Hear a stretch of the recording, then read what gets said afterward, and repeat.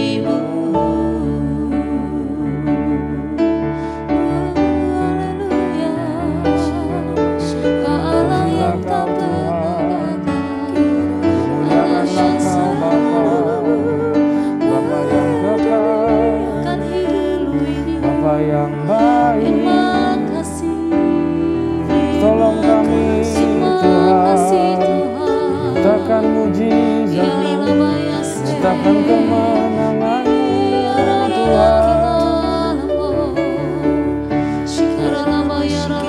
Urapi kami, berkati kami Tuhan. Sembuhkan kami Tuhan.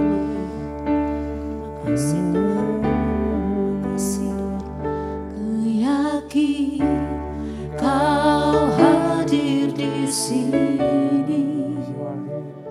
Ku rasakan kuasa yang tak terbatas. Ku yakin Kau nyata di sini.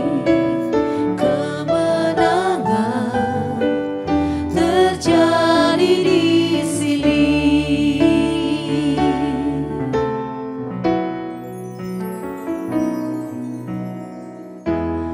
Ku menyembah dalam kudus hadirat-Mu.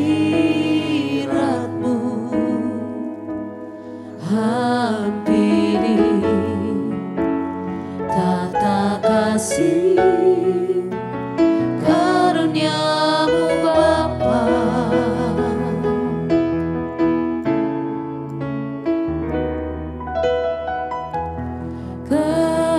Kekuatanku hanya dalam hadirat-Mu, Yesusku. Hanya Kaulah segalanya.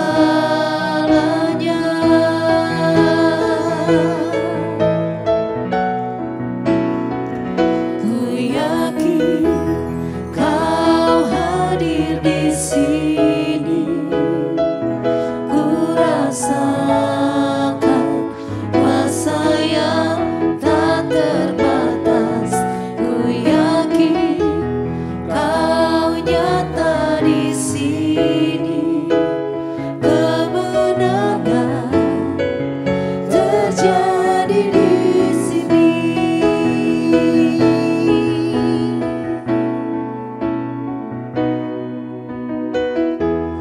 Ku menyembah dalam kudus hadirat-Mu. Hampiri tata kasih karunia-Mu Bapa.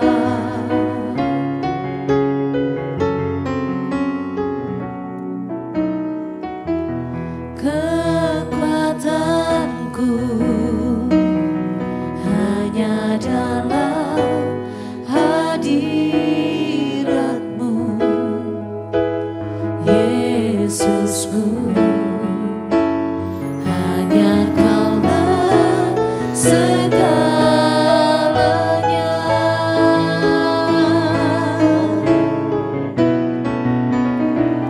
Ku yakin Kau hadir di sini.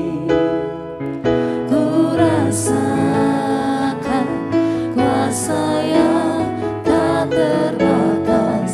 Ku yakin Kau nyata di sini. Kemenangan terjadi di sini. Ku yakin Kau hadir di sini.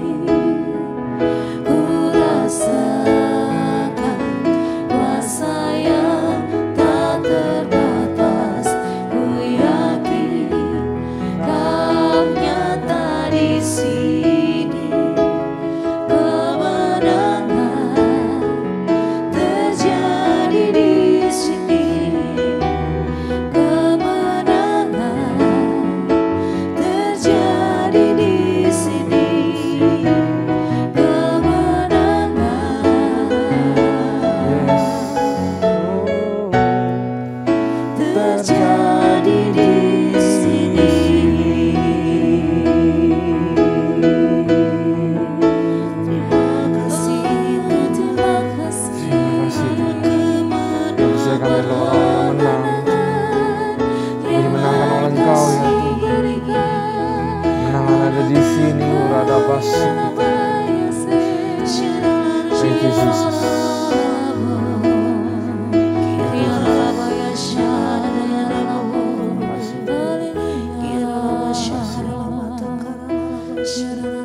percaya Kau Tuhan yang selalu berikan kemenangan demi kemenangan. Karena itu kami disebut lebih daripada pemenang. Karena Kau yang berperang melawan musuh kami dan bukan kami yang berperang. Terima kasih Tuhan buat kemenangan-kemenangan yang sudah ada dalam kehidupan kami. Kami percaya bahwa ada kemenangan selanjutnya juga bagi semua yang kami gumulkan. Dan semua yang kami butuh pertolongan daripada-Mu. Berkati kami semua yang akan mendengar firman Tuhan, yang akan belajar sama-sama. Bapa, berikan kami hikmat yang baru, perkataan yang baru. Berikan kami understanding. In the name of Jesus, kami siap untuk belajar. Haleluya. Amin. Shalom, sekali lagi juga salam sukacita buat kita semua saudara yang ada di tempat dimanapun saudara berada. Nah, mari kita buka 2 Raja-Raja pasal yang ke-7. Kalau kita lihat pasal yang ke-6, sedang terjadi kelaparan luar biasa saudara di Samaria karena dikepung sama orang-orang Aram. Nah, bagaimana cara keluar dari situasi ini? Kita akan lihat di pasal yang ke-7. Apakah saudara sudah siap? 2 Raja-Raja pasal yang ke-7. Mari kita baca terlebih dahulu. Lalu berkata Elisa, dengarlah firman Tuhan, beginilah firman Tuhan, besok kira-kira waktu ini. Ya, jadi semua tuh udah panik. Bahkan terjadi kemalangan sangat luar biasa, kanibalisme. Karena nggak ada makanan, saudara. Mereka nggak tahu gimana cara keluar. Mengepung dan membiarkan satu kota sampai menyerah sendiri, sampai kelaparan sendiri, itu adalah taktik perang. Nah, tapi luar biasa apa yang dikatakan Elisa. Semua bertanya-tanya sampai kapan, gimana caranya. Tapi Elisa bilang begini, dengarlah firman Tuhan, beginilah firman Tuhan. Besok, kira-kira waktu ini, sesukat tepung yang terbaik akan berharga sesikal. 2 sukat jelai akan berharga sesikal di pintu gerbang Samaria. Besok artinya masalah selesai. Harga-harga semua menjadi normal. Dan kota ini akan pulih. Wah, kalau jadi Elisa saya lihat, ini orang iman apa iman? Bisa sampai ngomong begini, saudara. Luar biasa banget. Nah, ayat 2, tetapi perwira yang menjadi ajutan raja menjawab abdi Allah, katanya, sekalipun Tuhan membukakan tingkap-tingkap langit, masakan hal ini mungkin terjadi? Jawab abdi Allah, sesungguhnya engkau akan melihatnya dengan matamu sendiri, tetapi tidak akan makan apa-apa daripadanya. Kamu akan lihat kejadian besok, tapi kamu gak bisa makan apa-apa. Ya, karena kamu tidak percaya, kata Elia. Ya. Kadang-kadang saudara, kita di dalam pergumulan kita suka tidak bisa melihat jalan keluar. Sekalipun, katanya saudara, sekalipun ya Tuhan buka tingkap langit, gak bisa lah selesai. Impossible kok mustahil. Saya mau bilang kepada saudara, there is nothing impossible. Tuhan kita Tuhan yang luar biasa. Saudara akan lihat gimana caranya penduduk Samaria mengalahkan tentara Aram yang mengepungnya. Cara yang sangat ajaib daripada Tuhan. Percaya sama Tuhan, saudara. Dia akan lakukan perkara yang ajaib dalam kehidupan saudara. Amin. Amin, saudara. Ayat 3. Tiba-tiba, saudara, ini dia narasinya. 4 orang sakit kusta ada di depan pintu gerbang. 4 orang sakit kusta, saudara. Di pintu gerbang. Berkatalah yang seorang kepada yang lain, mengapa kita duduk-duduk di sini sampai mati? Ya, jika kita berkata, baiklah kita masuk ke kota, padahal dalam kota kelaparan, kita mati di kota. Jika kita tinggal di sini, kita mati juga. Jadi sekarang, marilah kita menyeberang ke perkemahan tentara Aram. Jika mereka membiarkan kita hidup, kita hidup. Dan jika mereka mematikan kita, kita akan mati. 4 orang ini punya masa depan yang namanya mati. Diam di tempat mati, kusta, ya, masuk ke dalam kota, mati, kelaparan. Masa depannya mati. Karena itu ada satu jalan lagi katanya, kita ke tentara Aram. Kalau mati ya sama aja, tapi siapa tahu bisa terjadi sesuatu. Itu iman mereka, saudara. Lalu pada waktu senja bangkitlah mereka masuk ke tempat perkemahan orang Aram. Tetapi ketika mereka sampai ke pinggir tempat perkemahan orang Aram itu, tampaklah tidak ada orang di sana. Sebab Tuhan telah membuat tentara Aram itu mendengar bunyi kereta, bunyi kuda, bunyi tentara yang besar. Sehingga berkatalah orang kepada orang lain, sesungguhnya Raja Israel telah mengupah raja-raja orang Het, raja-raja orang Israel melawan kita supaya mereka menyerang kita. Karena itu bangkitlah mereka melarikan diri pada waktu senja. Dengan meninggalkan kemah dan kuda dan keledai mereka serta tempat perkemahan itu, dengan begitu saja mereka melarikan diri menyelamatkan nyawanya. Orang kusta ini gak tahu apa-apa, saudara.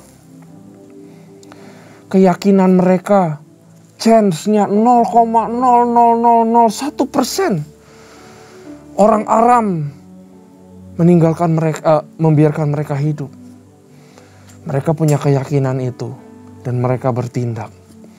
Saat mereka bertindak, Tuhan bertindak, saudara. Tiba-tiba tentara Aram dengar bunyi kuda, bunyi kereta. Disangka Raja Israel tuh bayar mercenary untuk hancurkan orang-orang Aram, saudara. Sampai lari terbirit-birit, ditinggal semuanya, saudara. Ini kemenangan bukan lagi kemenangan yang berdarah, tapi kemenangan yang glorious. Ayat 8, ketika orang-orang yang sakit kusta itu sampai ke pinggir tempat perkemahan, masuklah mereka ke dalam sebuah kemah. Lalu makan dan minum.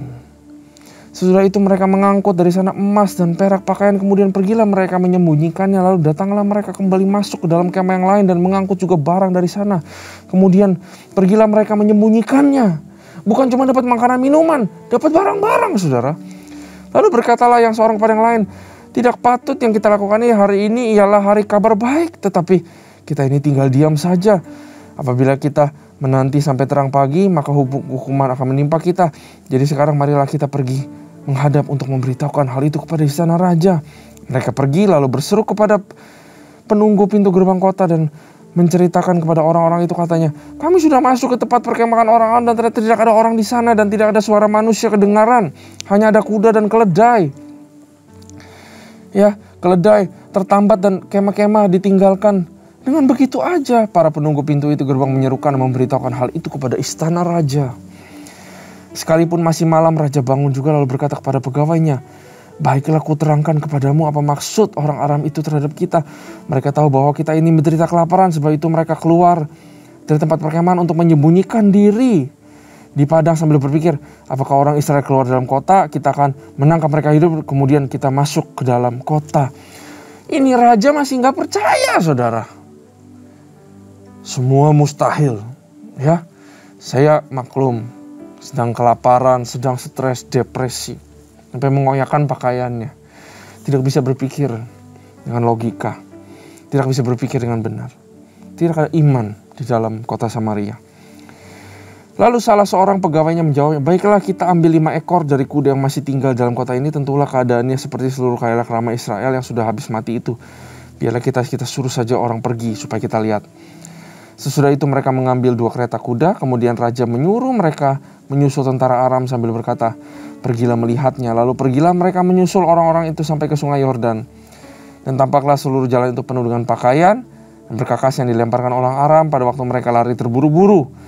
Kemudian pulanglah suruhan-suruhan itu dan menceritakan hal itu kepada raja. Maka keluarlah penduduk kota itu menjarat tempat perkemahan orang Aram. Karena itu sesukat tepung yang terbaik berharga sesikal, dan 2 sukat jelai berharga sesikal sesuai firman Tuhan. Haleluya.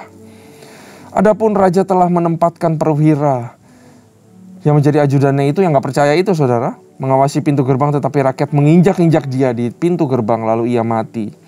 Sesuai dengan perkataan abdi Allah yang mengatakan padanya waktu raja datang mendapatkan dia. Dan terjadi juga seperti yang dikatakan abdi Allah itu kepada raja. 2 sukat jelai akan berharga sesikal, sesukat tepung yang terbaik akan berharga sesikal. Besok kira-kira waktu ini di pintu gerbang Samaria. Pada waktu itu si perwira menjawab abdi Allah itu, sekalipun Tuhan membuat tingkap-tingkap langit, masakan hal itu mungkin terjadi. Tetapi Elisa berkata, sesungguhnya engkau akan melihat dengan matamu sendiri, tetapi tidak makan apa-apa daripadanya. Demikianlah terjadi kepada orang itu, rakyat menginjak-injak dia di pintu gerbang, lalu matilah dia.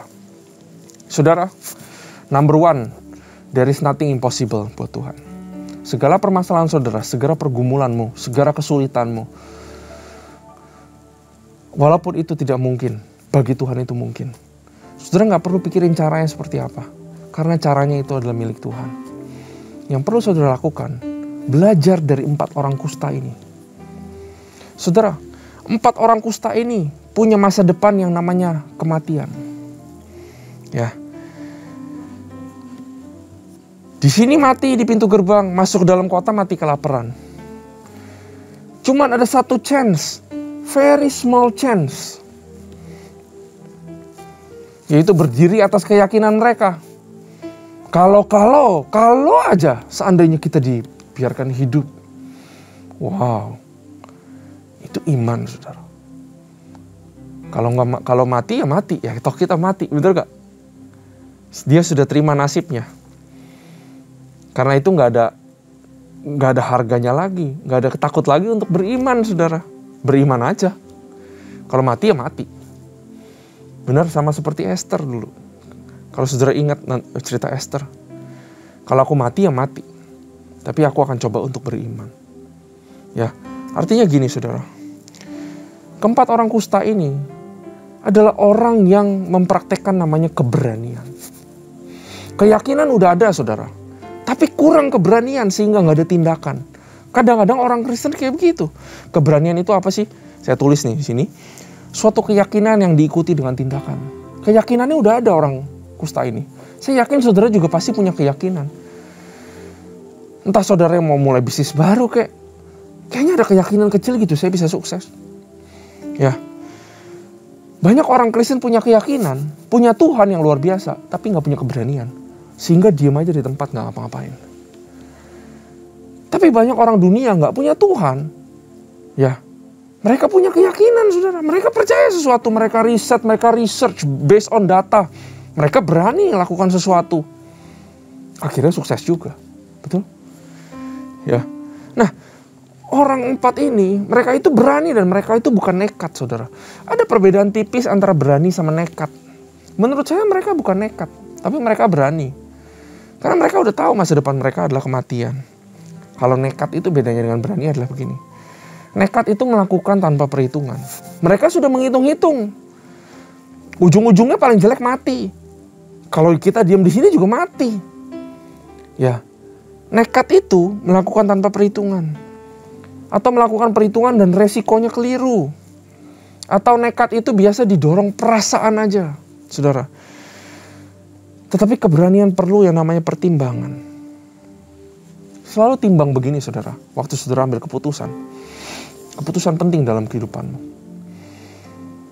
Kalau saya mau invest ke sini, saya mau lakukan ini. Saya nggak tahu perusahaan A atau B yang bagus. Saya harus pilih yang mana. Ini jual apa enggak? Banyak sekali keputusan-keputusan yang memang sedang kita berada di ujung tanduk, saudara. Selalu timbang seperti ini. Apakah kita masih bisa menanggungnya? Ya, nekat itu resikonya nggak bisa ditanggung, saudara. Orang 4 kusta ini berani bukan nekat, karena ujung-ujungnya dia mati. Nekat itu resikonya nggak bisa ditanggung. Contohnya bunuh diri, saudara. Bunuh diri dikatakan sebagai perbuatan nekat. Karena apa? Karena nggak bisa menanggung perbuatannya, saudara. Ya, apakah masih bisa ditanggung? Kalau ternyata masih bisa ditanggung, kenapa kita nggak coba berani? Ya, apakah upahnya setimpal dengan resikonya? Upah yang didapatkan 4 orang kusta ini lebih besar daripada resikonya. Tapi sayang banyak orang-orang tidak berani untuk ambil resiko. Ya. Dari cerita ini kita belajar bahwa Tuhan bertindak kalau kita berani bertindak. Wah. Tuhan akan bertindak kalau saudara berani bertindak. Asal saudara punya iman, saudara punya keyakinan. Dan itu bukan nekat. Resikonya saudara masih bisa tanggung. Marilah kita belajar untuk berani, saudara. Gak cuma beriman, tapi berani dan bertindak. Karena Tuhan hanya akan bertindak kalau saudara bertindak. Ya, karena itu saudara, beberapa masukan atau tips dari saya. Belajarlah untuk berani mencoba hal-hal baru for the first time in your life. Siapa tahu hal-hal baru itu menjadi madu dan susu di dalam kehidupanmu, saudara.